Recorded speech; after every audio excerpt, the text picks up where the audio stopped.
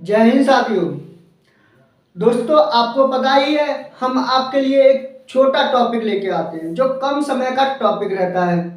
दोस्तों, आप इन टॉपिकों को देखना, आपका भविष्य में जो भी एग्जाम आने वाला है आप इन टॉपिकों को देख के जाना। दोस्तों, आप खुद महसूस करोगे कि आपके लिए ये टॉपिक कितने हेल्पफुल रहे हैं एग्जाम में।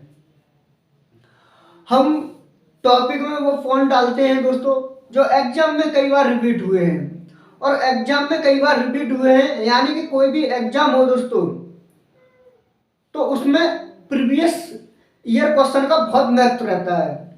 प्रीवियस ईयर के क्वेश्चन ही रिपीट होते हैं ज़्यादा से ज़्यादा दोस्तों।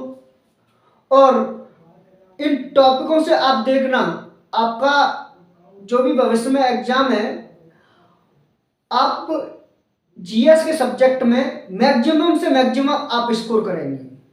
तो आइए दोस्तों करते हैं अपने टॉपिक की शुरुआत। टॉपिक है आज का दोस्तों शिवाजी के अष्टप्रधान। सबसे जो पहला पेशवा का पद था दोस्तों, पेशवा, जिसे शिवाजी का हम प्रधानमंत्री कहते हैं। शिवाजी का प्रधानमंत्री पेशवा था, पेशवा जिसे हम शिवाजी का प्रधानमंत्री कहते हैं। इसका कार्य क्या था दोस्तों? इसका कार्य था आपका राज्य का प्रशासन एवं अर्थव्यवस्था की देखरेख। इसके जो पेशवा के हाथ में प्रशासन और अर्थव्यवस्था की देखरेख करता था दोस्तों। नेक्स्ट की बात करें दोस्तों, सरी ए नौबत यानी कि ये सेनापति होता था दोस्तों। शिवाजी का सेनापति सरी ए नौबत। इसका कार्य क्या था दोस्तों? इसका कार्य था सैन्य प्रधान। सैन्य प्रधान, सेनापति से आपको अंदाजा लग गया होगा दोस्तों, ये सेना का सेनापति होगा। तो इसका कार्य क्या था? सैन्य प्रधान। नेक्स्ट है दोस्तों आमात, जिसे राजस्व मंत्री कहते हैं। शिवाजी का राजस्व मंत्री कौन था? आमात को हम राजस्व मंत्री कहते हैं। आमात का जो कार्य था दोस्तों, ये आय व्यय का लेखा जोखा रखता था। जो आमात का कार्य था, इसका कार्य जो था वो आपका आय व्यय का लेखा जोखा रखता था दोस्तों। नेक्स्ट है आपका वाक्यान 20 का कार्य क्या था दोस्तों? इसका कार्य सूचना और गुप्तचर एवं संधि विग्रह के विभागों का अध्यक्ष था। जैसे कहीं पर सूचना पहुंचानी है शिवाजी की, जैसे मान लीजिए आगरा के लिए सूचना पहुंचानी है, या आपकी दिल्ली के लिए सूचना पहुंचानी है, कलकत्ता के लिए सूचना पहुंचानी है, तो वो कौन करता था? आपका वाक्यान 20 करता था। और इसके जो गुप्तचर थे इसके अंडर में थे। जो भी गुप्तचर, जैसे कि आज के जमाने में हम कहें सीआईडी सीबीआई, ये गुप्तचर हैं। तो गुप्तचर वाक्यान 20 के हाथों में था। संधि विग्रह यानी कि पड़ोसी राज्य से हम संधि विग्रह करेंगे तो कौन करवाएगा? वाक्यान 20 करवाएगा। तो इसका अध्यक्ष था दोस्तों वाक्यान 20। सूचना गुप्तचर संधि विग्रह के विभागों का अध्यक्ष था आपका वाक्यान 20। नेक्स्ट बात करें चिटनिस का कार्य था दोस्तों राज्य की पत्रों को पढ़कर उसकी भाषा शैली को देखना।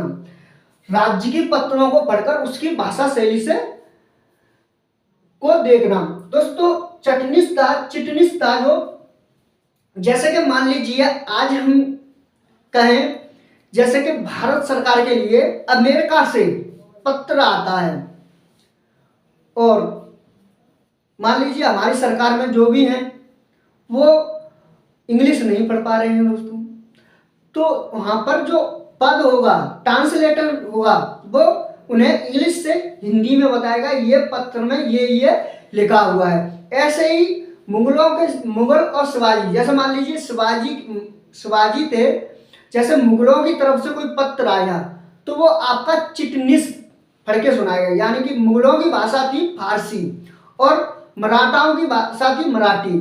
तो अब शिवाजी हैं, शिवाजी की तो मराठी आती है, शिवाजी को तो मराठी आती है, अब फारसी उनको आती नहीं है।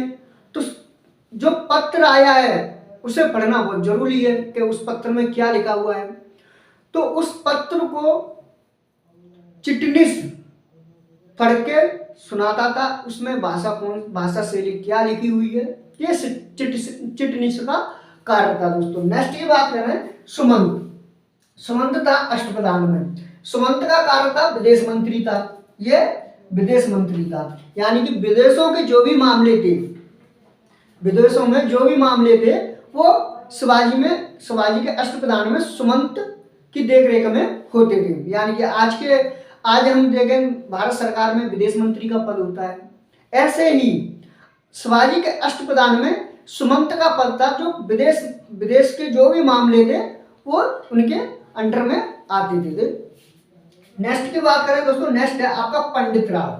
पंडित राव का जो कार्य था दोस्तों, ये आपके धार्मिक कार्यों के लिए तिथि का निर्धारण करते थे। ये धार्मिक कार्यों के तिथि का निर्धारण करते थे। जैसे कि मान लीजिए शिवाजी हैं, अब शिवाजी को कोई धार्मिक अनुष्ठान करना है तो वो आपके पंडित राव को तिथि पूछते थे, किस तिथि को शुभ मुहूर्त है।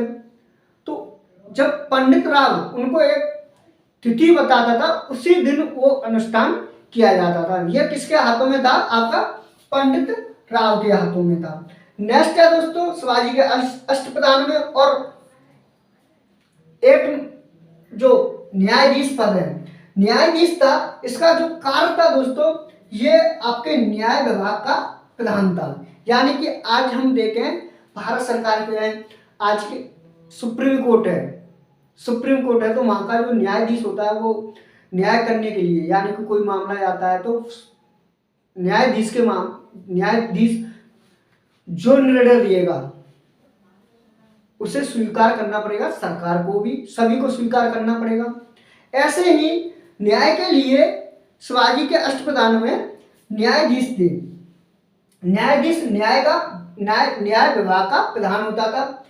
अगर न्यायाधीश ने कोई न्याय कर दिया और अंतिम निर्णय नहीं हुआ, उसका न्यायाधीश ने न्याय कर दिया, उसका अंतिम निर्णय नहीं हुआ, जो अंतिम निर्णय होता था वो शिवाजी करते थे।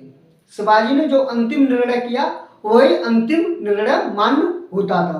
दोस्तों आज का जो टॉपिक था वो शिवाजी के अष्टप्रधान थे, और आज हमने शिवाजी के अष्टप्रधान में आपको जो भी महत्वपूर्ण थे वो आपको सभी को बताए हैं।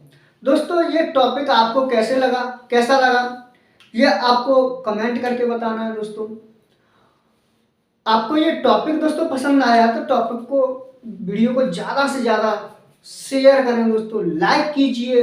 जो भी आपके दोस्त हैं, भाई बहन हैं, जो भी मिलने वाले जो सरकारी नौकरी की तैयारी कर रहे हैं दोस्तों, उनके पास ज़्यादा से ज़्यादा इस वीडियो को शेयर कर दीजिए दोस्तों, जिससे कि उन्हें भी इस टॉपिक का लाभ मिल सके। और दोस्तों अभी तक आपने चैनल को सब्सक्राइब नहीं किया है तो दोस्तों ऐसे टॉपिक पाने के लिए चैनल को सब्सक्राइब कर लीजिए। मिलते हैं नेक्स्ट टॉपिक के साथ। जय हिंद, जय भारत।